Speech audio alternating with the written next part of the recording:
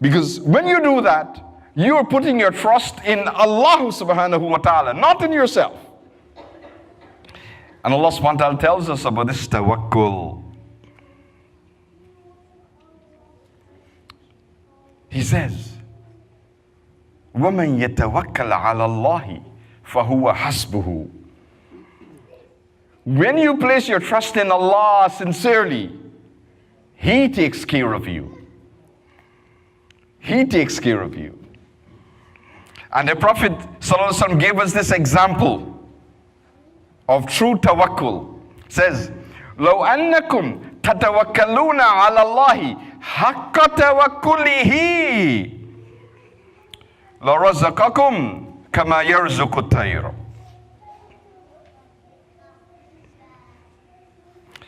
If you place your trust in Allah sincerely, you turn to Allah, you pray to Allah with sincerity, Allah will take care of you just as how He takes care of the bird.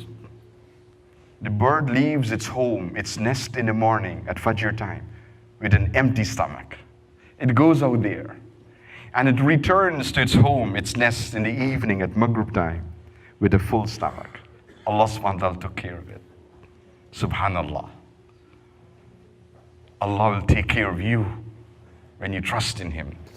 So, your dua to Allah subhanahu wa ta'ala.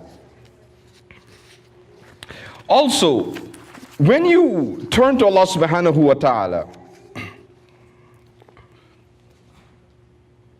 you're handing over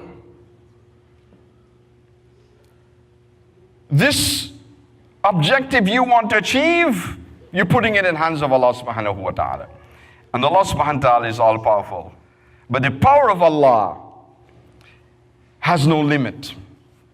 And one of the ways to access the power of Allah is through reciting the special dhikr, La hawla wa la quwwata illa billahi al-aliyyil azim. This dhikr is one of the treasures under the throne of Allah. It's there, a treasure at the arsh of Allah subhanahu wa ta'ala.